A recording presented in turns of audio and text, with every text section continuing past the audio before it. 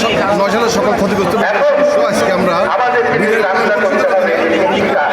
বাংলাদেশ প্রধানমন্ত্রী তারেক রহমান সাহেবের সংবাদ সম্মেলন আলোচনা সভা ওখানে এসে হাজির হয়ে গেছি।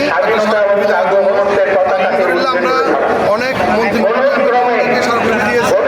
স্মারকলিপিতে মূল কারণ হলো 2009 সালে পিলখানার ভিতরে এবং বাইরে সর্বমোট 54টা স্থাপনা, অর্থাৎ পিলখানার ভিতরে 5টা স্থাপনা আর বাকি 29টি স্থাপনা পিলখানার বাইরে। এর ভিতরে আমরা যারা সাকসেসফুল হয়েছি বিভিন্ন আদালতের মাধ্যমে, সামারি কোর্ট, ডিজি সামারি কোর্ট, তার ফৌজদারি মামলা এবং বিভিন্ন মামলার মাধ্যমে হয়েছে 8,519 জন। তাদের চাকরি পিরিয়ডের জন্য সকল প্রকার সুযোগ সুবিধা থেকে নিয়ে এবং কারাগারে যে সমস্ত আমাদের নিরপরাধ জেলবন্দি ভাই আছে সকলকে মুক্তি দেওয়ার উপলক্ষে আমরা স্মারকলিপি প্রদান করেছি এবং প্রধানমন্ত্রীর দৃষ্টি আকর্ষণ করেছি। প্রিয় দেশবাসী, আমরা মজলুম, আমরা আপনাদের কাছে চাচ্ছি ইনসাফ। মাননীয় প্রধানমন্ত্রী, আমরা মজলুম, আমরা চাচ্ছি বিচার। প্রকৃতম অপরাধী যারা তাদেরকে আপনার বিচারের আওতায় আনুন, আর নিরপরাধ যত বিডিআর সদস্য আছে তাদেরকে মুক্তি দিয়ে তাদেরকে কলঙ্ক থেকে অব্যাহতি দিন। ধন্যবাদ। তারা সবসময় বিডিআর, নির্যাতিত বিডিআর, মধ্যম বিডিআরের পাশে বিডিআর জিন্নার রহমান।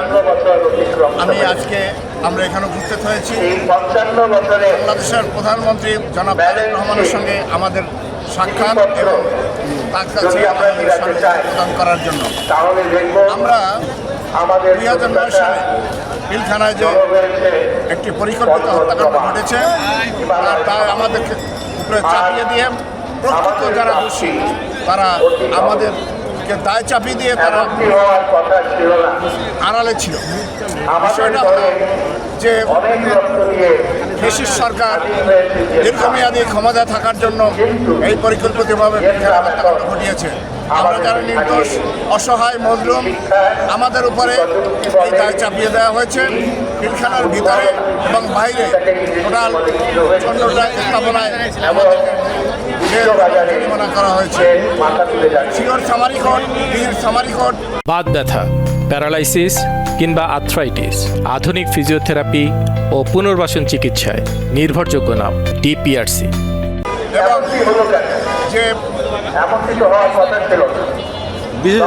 বিশেষ আদালত, এখানে আমাদেরকে হাজার হাজার নির্দোষ বিডিআরদেরকে শাস্তি প্রদান করা হয়েছে। আমরা 17 বছর মজলুম ছিলাম, কথা বলতে পারি নাই। আমরা আশায় ছিলাম যে একদিন না একদিন এদের স্বাধীনভাবে কথা বলার অধিকার আমরা ফিরে পাব। ছাত্র জনতার অভ্যুত্থানের মাধ্যমে পালিয়ে যাওয়ার পরে আজকে আমরা কথা বলার অধিকার পেয়েছি। তাই আমরা এই বাংলা এডিশনের মাধ্যমে দেশ ও জাতিকে সারা বিশ্বকে জানাতে চাই যে আমরা নির্দোষ। আমাদেরকে চাকরিতে পুনর্বহাল করা হোক। যারা জেলে মানবতার জীবন যাপন করছেন, পরিবার থেকে বিচ্ছিন্ন অবস্থায় আছেন, তাদেরকে মুক্তি দিয়ে আমাদেরকে চাকরিতে পুনর্বহাল করা হোক। এই হলো আমার বক্তব্য।